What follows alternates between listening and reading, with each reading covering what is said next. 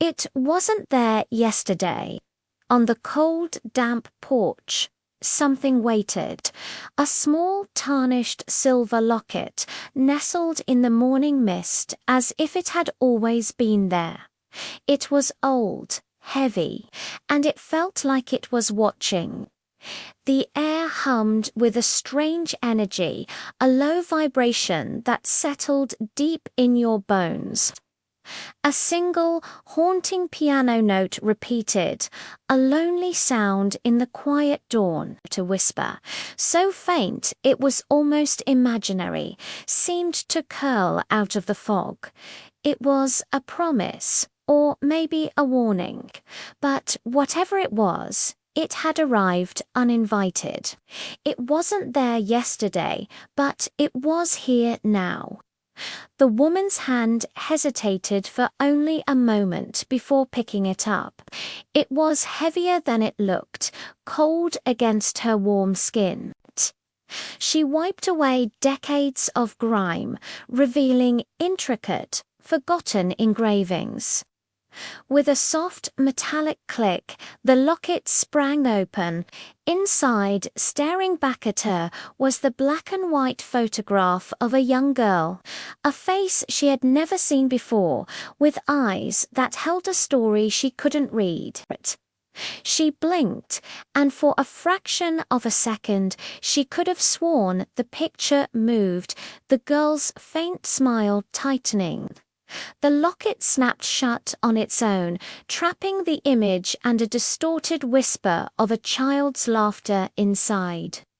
An eerie chill climbed her spine. Every dawn brought a new face. The locket, which she now left on her nightstand, was a constant, unsettling presence. Each morning she'd open it, her heart pounding, only to find the girl from the photograph had changed. She was a little older, her expression a little more serious. The next day, older still, the innocence in her eyes replaced by a quiet knowing. It was always the same girl, just advancing through time. The woman started keeping a journal, scribbling frantic notes. Day 3, different face, again. Maybe 10 years old now. The steady tick-tock of the clock on the wall seemed to warp, slowing into the heavy, rhythmic beat of a heart. And in the silence of the house, a whisper echoed, "Remember me." On the 5th morning, the routine was shattered. She opened the locket and gasped. The face was no longer a stranger's.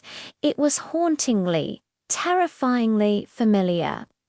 Rushing to the bookshelf, she pulled out an old family album, her hands trembling as she flipped through the pages. She found what she was looking for, a photo of her own daughter taken just a few years ago. The resemblance was undeniable. It wasn't a stranger anymore. It was her child. Her beautiful, innocent child, sleeping peacefully in the next room, completely unaware of the shadow that had fallen over their home. The world seemed to tilt, a distorted lullaby playing in her head. She couldn't bear it. That afternoon, under a sky-threatening rain, she took a trowel to the garden and dug a small hole. She dropped the locket in, the silver glinting against the dark earth, and quickly buried it. As the first drops of rain began to fall, she felt a wave of relief wash over her, but it was short-lived by morning. The rain had stopped, and the sun was shining. And there, on the porch, as if it had never left, was the locket. It was cleaner now, the rain having washed it pristine. With a sense of dread that felt like suffocation, she picked it up. She knew what she would see before she even opened it. The photo had changed again. But this time, it was her own face staring back, her eyes wide open.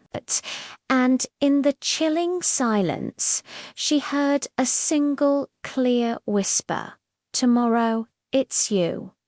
She had tried to get rid of it. She buried it, prayed for it to be gone, but the rain only washed it clean. By morning, it was waiting for her again. It had returned, and this time, when she dared to look inside, the photo smiled back at her. Her own face, frozen in a silent, knowing grin. The game had changed. It wasn't about a forgotten child anymore. It was about her. The surveillance camera footage of the porch from that night shows nothing. No one approaches, no one leaves. Just an empty porch bathed in moonlight. But if you look closely at the final image, a faint reflection can be seen in the locket's polished surface. The reflection of her face. And it blinks just once. It wasn't there yesterday,